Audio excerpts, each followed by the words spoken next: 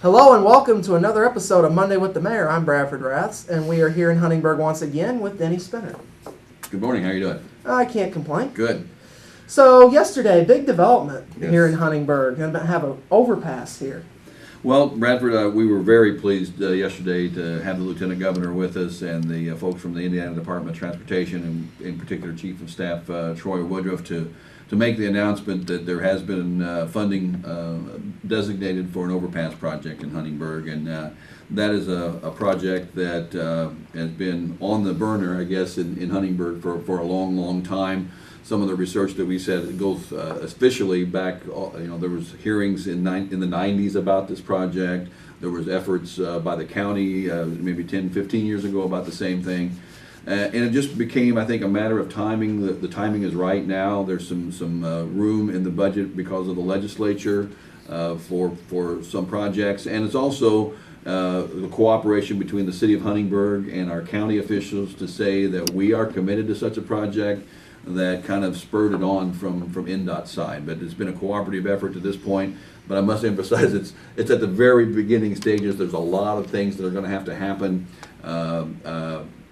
The people of Huntingburg have been patient about getting this project done, and I hope we have just a little bit more patience. We'll keep the project moving as quickly as we possibly can, but we want to do it responsibly and doing it in a way that we do it, hit all the marks that we're supposed to hit. But as for the impact on the community, again, the number one issue why we need this is a safety issue. I think you can if you've been through Huntingburg, you realize what those delays can mean. But when you think of it from an emergency response, either fire or police or ambulance, a 20-minute delay, a 15-minute delay could be critical. So having this opportunity to have an overpass and eliminate that from a safety issue is the number one reason why this project has moved forward, not only for Huntingburg, but in NDOT's eyes. They recognize the importance of that. The things that come along with that after the safety issues are benefits that we're going to gain from it. You look at it from an economic development standpoint, from a business standpoint, the number of businesses here in town, whether it be our food processing industry, our manufacturing base, our commercial businesses, our shipping industries, they will be able to schedule their shipments and not have to plan on that 15-20-minute delay, never knowing when that's going to be. And I do want to emphasize that we are receiving also cooperation from Norfolk Southern. I'm not here to complain about the railroad. Huntingburg is a railroad town. We always have been. You look at our event center. It's modeled after the old train station in Huntingburg. It's part of our identity.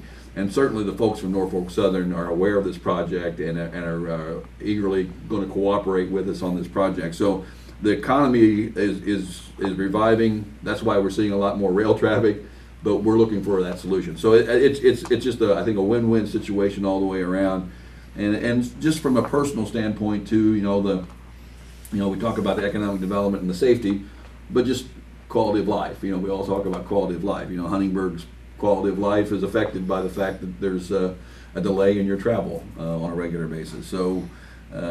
Hopefully this will be something that improves the quality of life as well. So there's a lot of benefits that come out of this, and we're just very pleased to have the cooperation with the county and the state to make this project happen.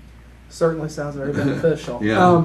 The Redevelopment Commission took some action on it too, I understand. The first steps in kind of getting the ball rolling on this was actually taken by our Redevelopment Commission last evening. As part of their annual process, we have funds in our TIF areas that have to be allocated to projects identified as potential sources to use those fundings. One of the projects identified last night, of course, was the Overpass Project, which by having that resolution passed last evening, it starts the process that allows us to put the money in place to begin step one of this process, which is the preliminary studies to say exactly where the route will be. So the hiring of a firm to start those studies will be part of that funding. So the Redevelopment Commission started that ball rolling. It'll also have to go to our Plan Commission for their approval and to the City Council for their approval. So that'll happen in this next month. And then we'll begin the process of looking for a firm to actually do the initial work. So the ball's rolling on that, and it's glad to see that we're moving on that, and at the proper times, we'll be also going to the county for some funding in that area. So just a matter of just getting the process started. So speaking of the Redevelopment Right. Commission, there are also several other projects going on. Right. A couple other projects were identified that's been part of some of them have been part of that plan for several years, and it's just maybe some adjustment of those plans. These are plans, again, that are on the table that should these projects move forward, the funding will be available for us to do that. A major project of expansion of the police station is in the works. I know that this has been in the part of the plan for several years now. We did an investigation of our current property. The current station is a little cramped, to say the least, and we did some site surveys and believe there's probably enough room at the current site on First Street to expand the station. So that's going to be our first option. We're going to look at that.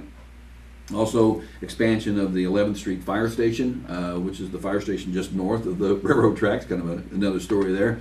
But we do have a fire station that serves that industrial area on the north side. We see a need to expand that to also alleviate some of the space problems at our First Street Fire Station and provide better protection in the industrial area. And another project that's identified is the relocation of the street department. And that's become an issue because the current street department is located in a floodplain, and there's areas, storage areas that are not very conducive to being in a floodplain. So we have to look. We were looking at options on that, and our street commissioner and our planning director was at a meeting with FEMA, and they were mentioning that there'd be funds available to help in that relocation because of the type of the materials that are stored there, and also to provide us an opportunity to provide a sort of a safe haven for people in a storm, a place for them to come. So FEMA is looking at options to help us fund that project. So the redevelopment action last night was just to say that should we want to move forward, we would be looking at that. So some exciting projects that are looking positive. There's no timeline or budget on these things. It's just a matter of we had to identify if these projects become available that the Redevelopment Commission could fund those. Right.